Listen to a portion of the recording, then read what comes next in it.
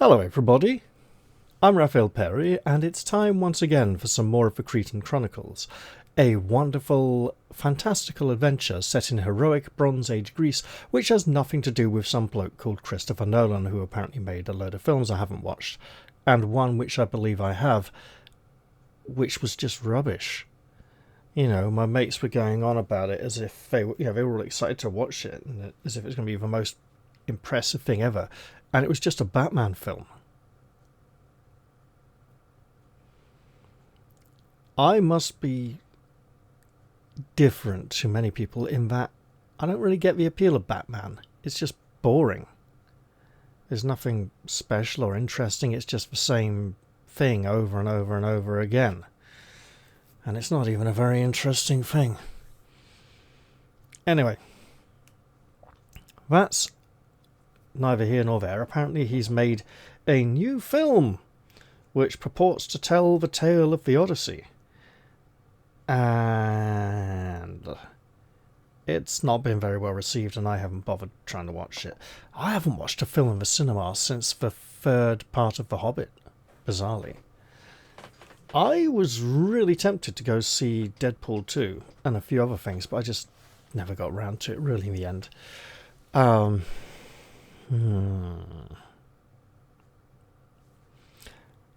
Anyway, last time we completed our successful playthrough, our second successful playthrough of Book 1, taking a significantly different route.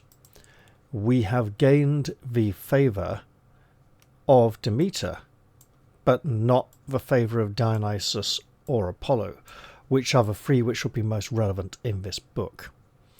Without the favour of Demeter, this book becomes incredibly challenging at one point, and with it, the challenge appears to be getting to that point.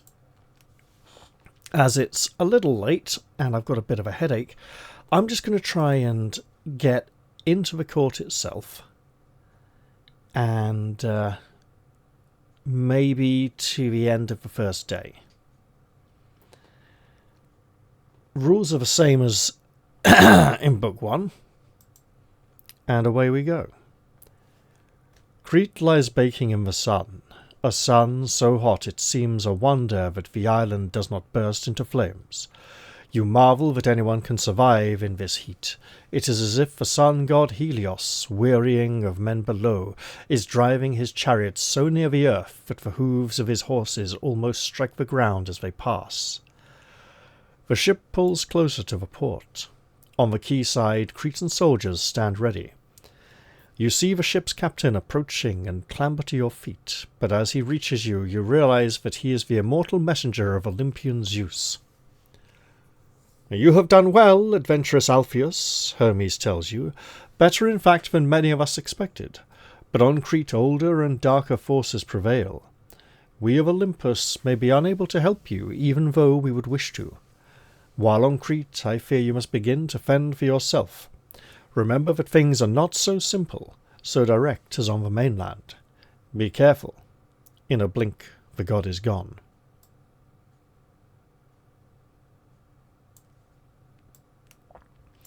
If you have read Blood Feud of Altheus, the first book of the Cretan Chronicles, you should treat this book as a continuation of your adventure. Turn straight to section 467 to get back to the action, and don't choose a new patron here. And after all this, we're going to get sent back to section 2. I know. There are two special rules which apply only in this book, but not elsewhere in the Cretan Chronicles. The first is the concept of endurance. You now have an endurance of 30. Note this on your chronicle sheet. I'm just going to whack it here because I can't remember where we put it previously.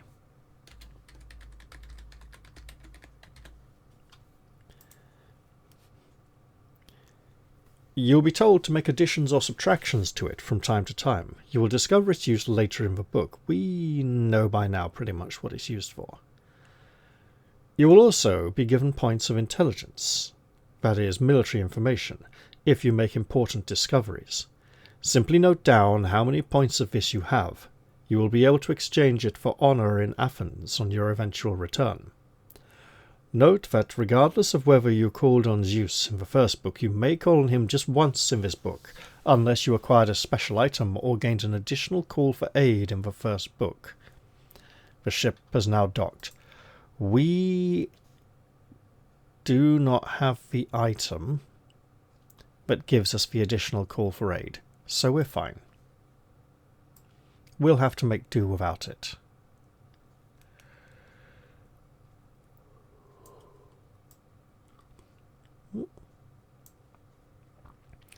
The captain is talking with the leader of the Cretan guards, a tall man with rich armour and a helmet which covers his face. I want to say, already, this book is more historically accurate and faithful to the source material that inspired it than the recent film that I have heard of, where they do things like including things from the Iliad and the Aeneid, which aren't even part of the Odyssey. Now, there are parts of the Iliad in the Odyssey, but not necessarily all the parts they showed. And how the hell does the most beautiful woman in the world have an identical twin sister? If they are a pair of identical twins, neither of them can be the most beautiful woman in the world. They can be the most beautiful women in the world. But fuck off, what drugs are you on if you think one of them is far more beautiful than the other, but they're also a pair of identical twins, and she has to say she's my identical twin in a scene, you fucking twat. Just to be clear, this is my second take recording this episode. I literally swore in the first 2 or 3 seconds about the man who's made this film on the first attempt. Yeah. So, 7 youths and 7 maidens, says the captain, according to your bargain with Aegeus. But Athens groans beneath this oppression, and the king's position grows unstable. The guard shrugs. What of it? If Aegeus falls, you will have no tribute at all, and will have lost an ally on the mainland. If the tribute stops, counters the guard, unsmiling beneath his heavy helmet, then many long-oared ships with sails as black as crows' wings will come, and there will be laying waste and burning. But who is this? This is Altheus, the king's son. He comes with messages from his father. Another king's son, eh? Old Aegeus always seems to be able to dig up another one. Very well, we'll take him too. He snaps his fingers at 2 guards. You take him. Which sounds like arrest him. We can go with them or try to escape. Look, we're a prisoner on the whole island, essentially, until we're able to leave. So let's just go with them. He's already told them we are the king's son, so we can't pretend to be one of the 7 young men. Which means there's 15 of us instead of 14, which makes it even more blatantly obvious that we're standing out quite differently. The fact that we are practically fully armoured, apart from on our arms. We got a shield.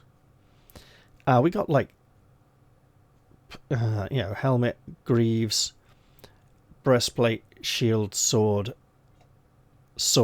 spear, knife, axe, harpoon. We're like a walking armoury. They'll probably divest us of some of our weapons in the interest of keeping the peace. So we could try and make a run for it. Why would we do that? They know the island, we don't. Everyone on the island will be after us in a matter of time. Don't know how long. So speed would be the only thing to our advantage. And we're just stuck here until, the boat leaves, until we can find a way off the island. So, yeah, we'll just go with them and head into the court.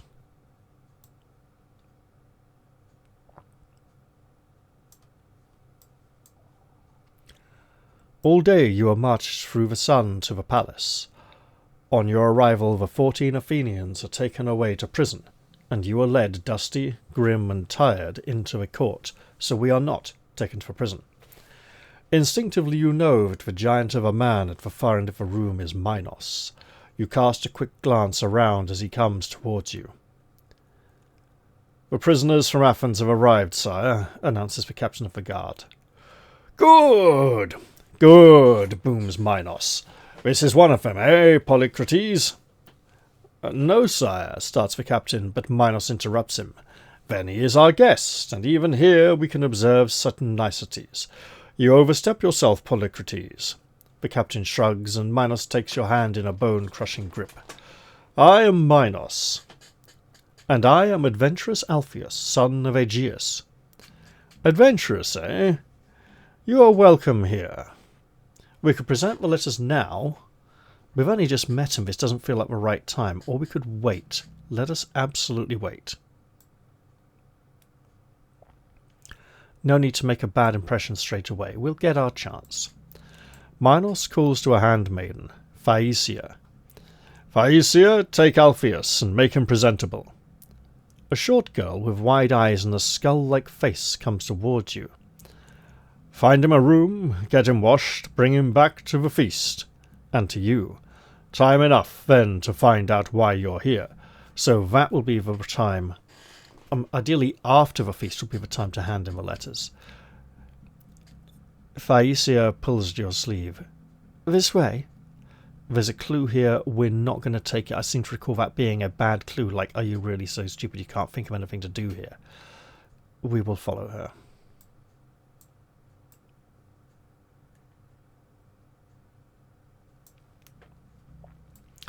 It is as if the room had been set aside for you specially.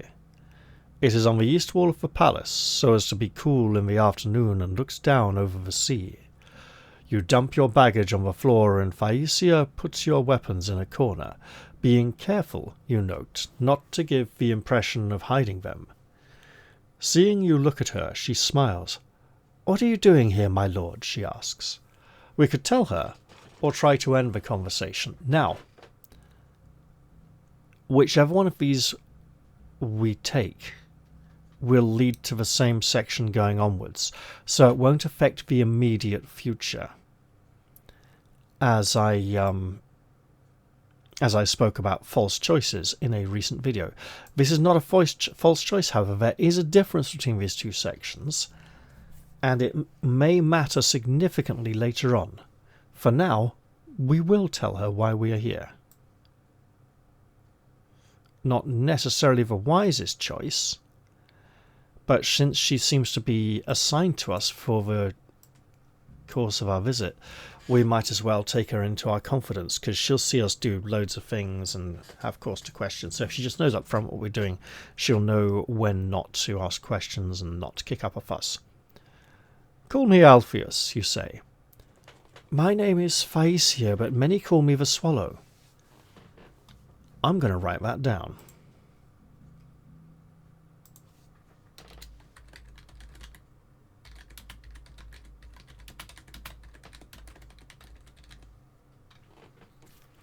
Because there is a point later on where that may be a very salient piece of information, and this is what she does not tell us if we try to end the conversation.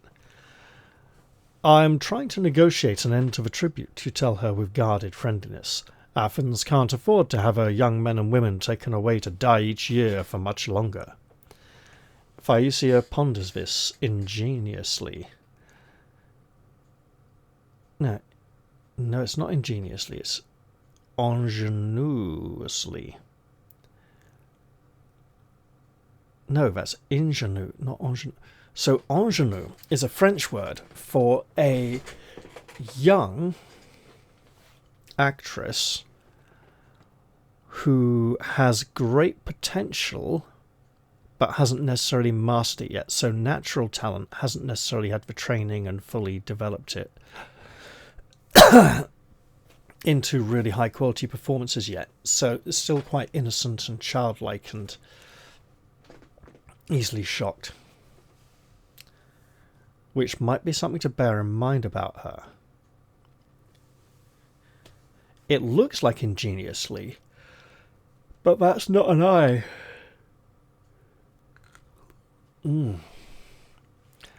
But in a war, far more than 14 people would die, she says. It's the principle which counts, you reply. And anyway, if there were a war, my father's position would be much less precarious.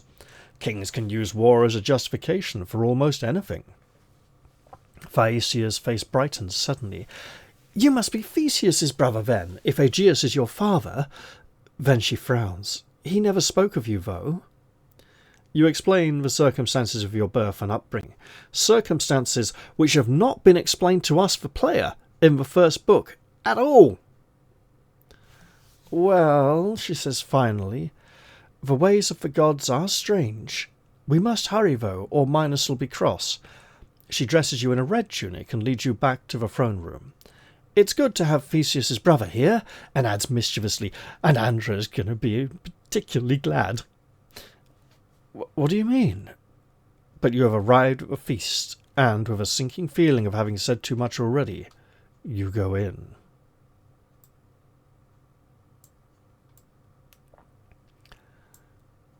"This is Altheus, son of Aegeus," cries Minos as you re-enter the throne room. Feeling all eyes turn to you, you smile weakly. "Come, Altheus, sit down. I drink this in your honour." A libation is passed around and the company drink to your health. Isn't it only a libation when you pour it on the ground for the gods? You yourself drink to the good fortune of the palace of Knossos and its inhabitants to general approval. You yourself drink to the good fortune of the palace of Knossos and its inhabitants to general approval. General chatter ensues, and you feel somewhat lost. Then Minos' roar cuts across the hubbub again. "Gentlemen, what am I thinking of? This is Altheus, son of Aegeus, Theseus' brother. I'm sure you will remember him." It is clear that many do. "Stand up, Altheus. Let them get a good look at you. This is Pangrion, my high priest, and Polycrates, captain of the guard." Neither looks pleased to see you. Polycrates manages an insincere half-smile. So I think that might be Polycrates. But Pangrion just snarls at his drink, so then this may be Pangrion, who doesn't approve of drinking, usually. "Opris and Lacterus," continues Minos, indicating two younger courtiers who grin amiably at you. Opris is somewhat dandified in an Eastern way and leans back in his chair in a relaxed fashion. I presume that's him. Lacterus is tall and toys with a ring on his left hand. Left hand! His only concession to fashion. I'm going to come back to that sentence in a moment. "There are other people at my court," Minos starts again, apparently oblivious to the fact that he's passed over all the women and at least one man, "but they don't seem to be here. Where's Boloris?" A commotion at the far end of the hall interrupts him. We may investigate, sit still and see what happens, or take advantage of the confusion to slip out and look for the labyrinth. Trying to go straight to the labyrinth seems to generally be a bad idea this early on. So, this sentence distinctly stands out. If you're familiar with That Hideous Strength by C.S. Lewis, who wrote the Chronicles of Narnia, when he describes the policewoman who is an enforcer for the NICE, the evil organization, she is described as, large and brutish, etc. And at one point, we get to a sentence, so something amount of lipstick applied with inattention to the shape of her lips being her only concession to fashion.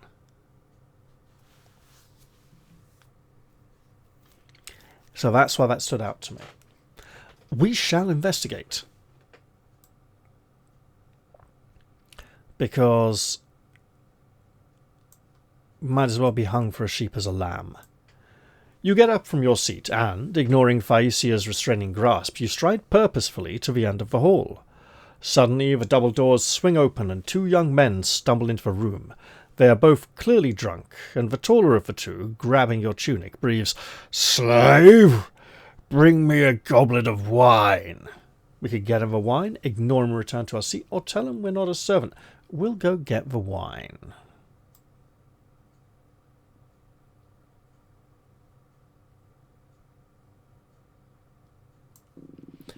You return to the table and fill a goblet with a deep red wine. You walk slowly back to the tall man with the goblet, but there's a clue here, and we will take it.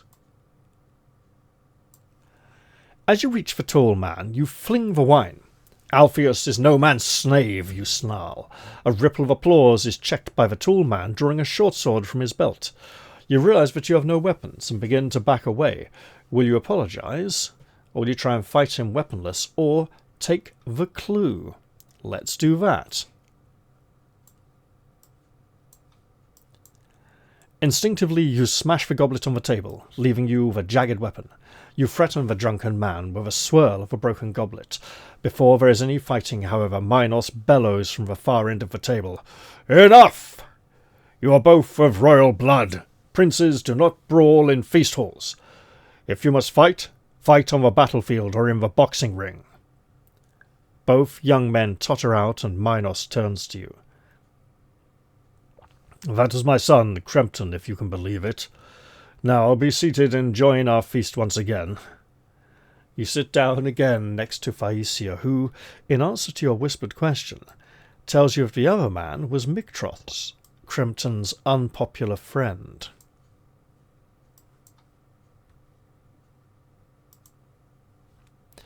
Now that Mictros and Cretan are gone, Minos comes back to the table.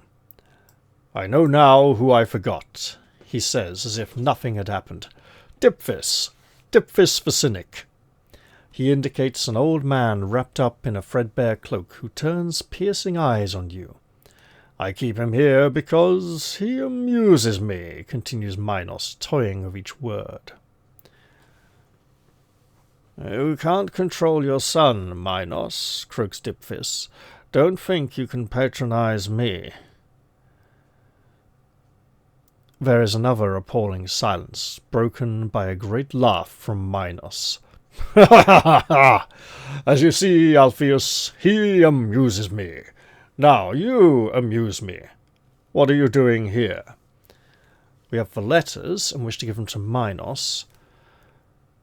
We could try and explain without the letters, if we didn't have the letters. We could mention Elidouros, or say we've lost the letters. Now, we met with Elidouros in the first book, and he told us to mention him to Princess Ariadne, and not to mention him to King Minos. So we will present the letters.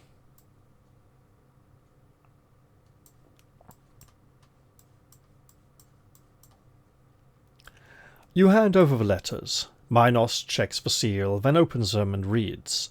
After a moment, he looks up. "You are what you say, adventurous, Altheus.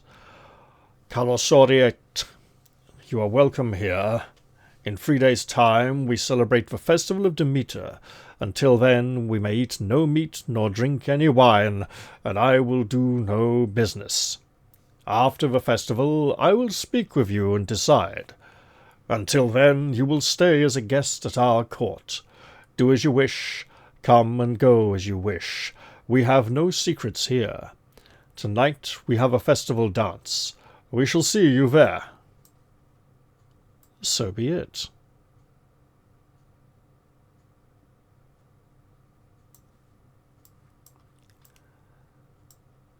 The feasting and chatter begin again. Minos lowers his voice and speaks to Polycrates. You swallow some more food as the group begins to disperse. You stand around a little lost. "You can find your way back to your room?" queries Phaecia. "Yes, I think so." Good. She lingers a moment, then leaves. Dipphis propels himself towards you with a stick. "I'd speak with you tonight, if you can find the time. I live in the south corridor." He limps away. Opris and Lactris saunter over with exaggerated casualness, like the infant Hermes stealing the god's cattle. "Ah, Altheus," starts Opris. "This evening we're getting together for a bit of a—" Lactris makes drinking motions with his right hand. "Do join us," concludes Opris rather lamely. "South Corridor." "You're new as well," a short girl says tentatively. "I'm Psyche." Opris raises an eyebrow and Lactris grins back at him. A tall girl bustles up to you, evidently intent on prying you away from them. Opris and Lactris seem to recognize her and wander away with Psyche. Opris winks over his shoulder. "Oh, you're just like your brother," announces the new arrival. "I'm Andra." A curiously circular conversation ensues. While she is talking, you study her and notice that her eyebrows constantly go up and down as she winks with either or both eyes apparently at random.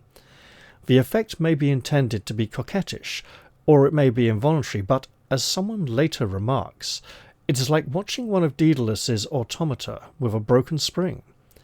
It is only when preparations start to be made for the dance that you manage to break away and return to your room. There's a clue here. Sure.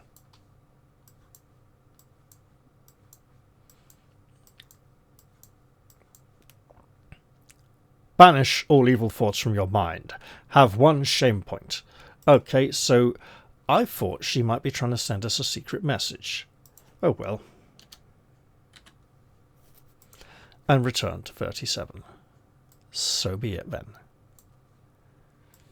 Okay.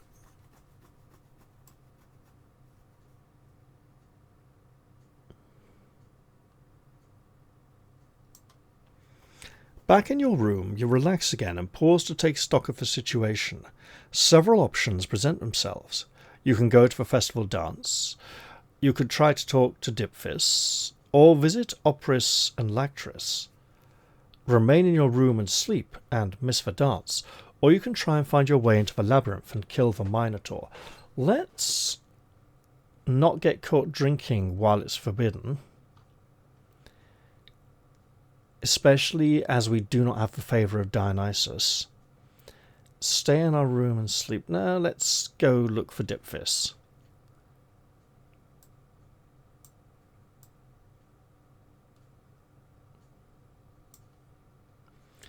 As you make your way to Dipphis' room, an old woman appears out of a side corridor and beckons to you. Let's absolutely go talk to her.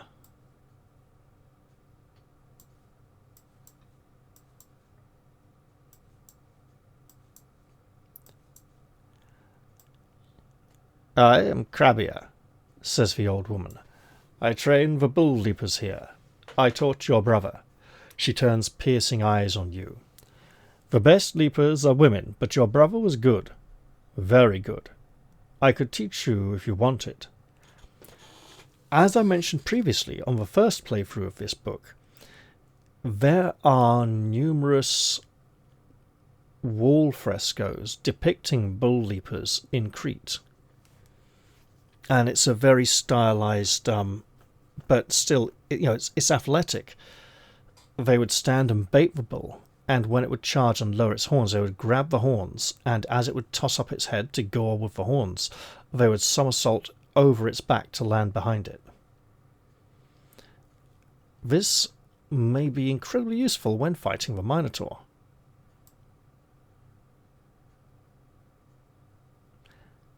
And if our brother was good, it may aid us as well. "All right. Train me," you say.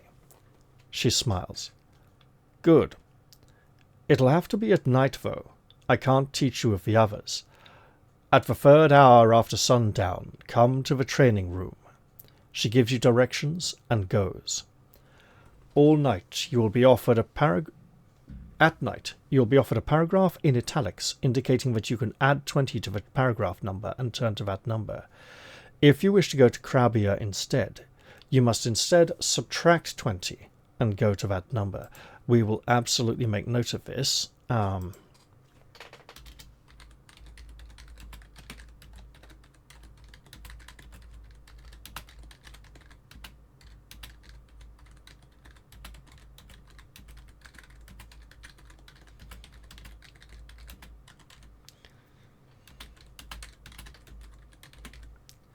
Here we are, we have a note.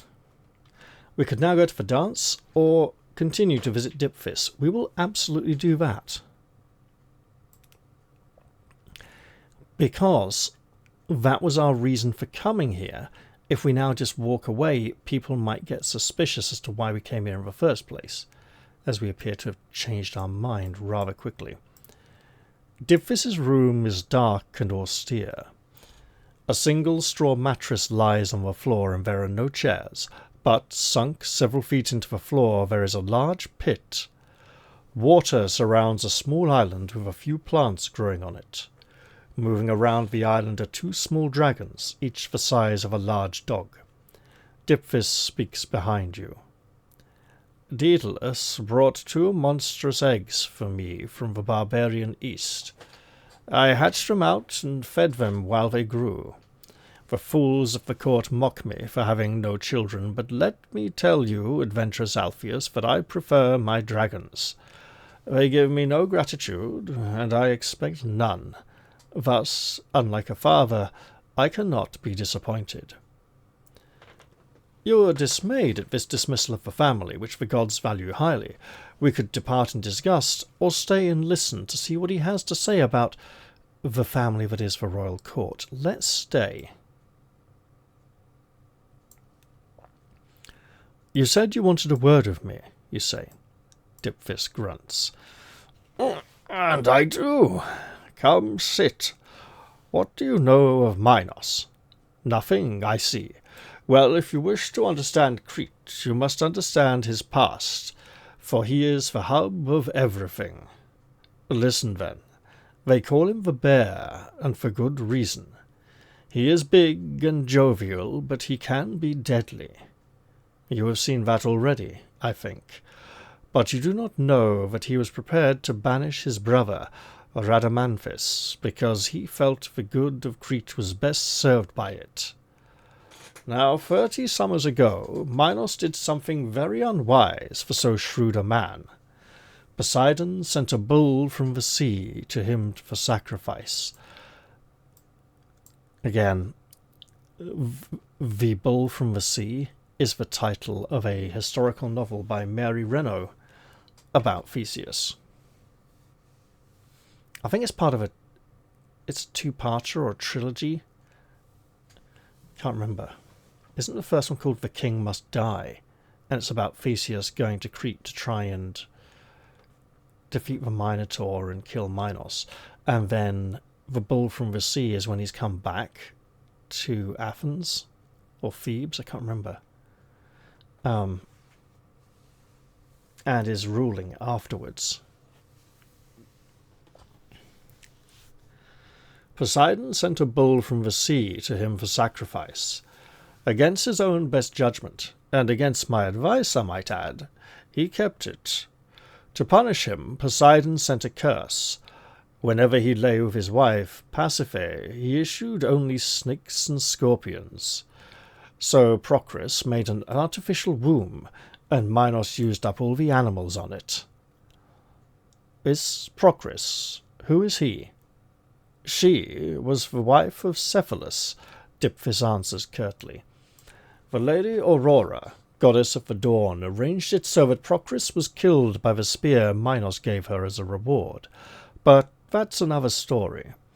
An inglorious episode in our inglorious history, but for once, not one for which we ourselves need feel any particular shame. But that was not the end of it. The gods decreed that Pasiphae should fall in love with the bull. Daedalus arranged for her passion to be gratified, and she conceived Minos's bull, what you call the Minotaur. It was given no name. Daedalus created a hollow cow statue for the queen to hide inside, so that the bull would come and mate with it and impregnate her. Minos had 4 sons. Catreus, the eldest, was killed by his own son in accordance with a prophecy. Glaucus drowned in a vat of honey, such as we use to embalm the dead. Androgeus was slain by the bull of Marathon.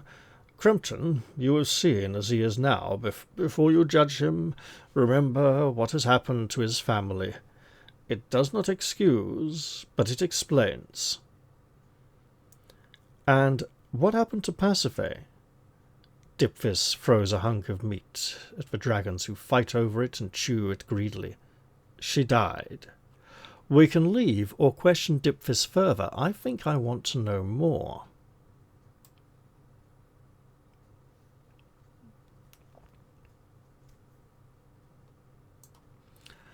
What about Ariadne, you ask?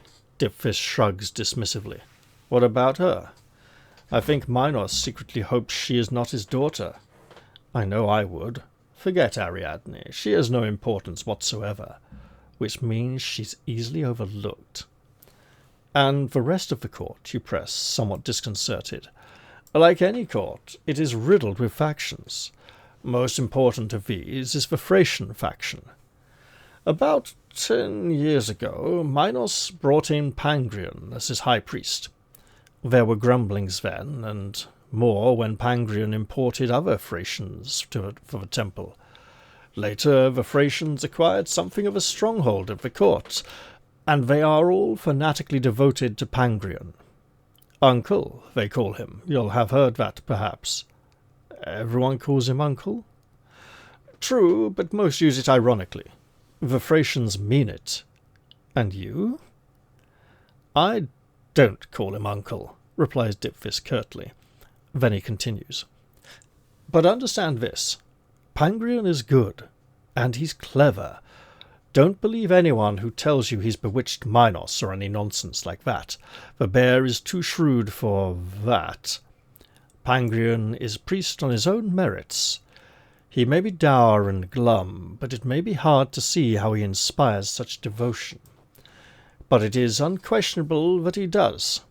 Speak no ill of him to the Thracians, or you'll regret it. Then there are the native Cretans. They oppose the Thracians so far as it is possible, although at the moment they are not being effective. The trouble is that Lactris looks on himself as being the native Cretans' leader, and he is at once too proud to work with the Thracians, and too ambitious to risk working against them. But he's a make-weight, apart from the ambition. You can forget about him.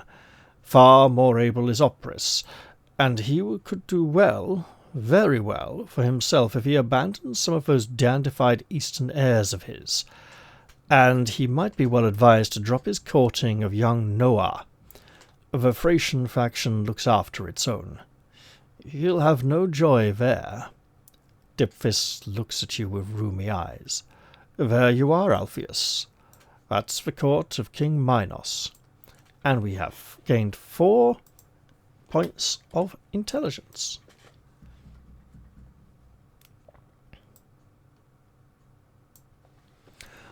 You leave Dipfis's room. Will you go to the dance, or visit Optris and Lactris, or return to your room, since there's no clue here? I'm going to actually end the episode here. I'm probably going to go to the dance, but I'll probably blatantly check my memory. I think 100, let's just do that now. I think 100 is not a clue.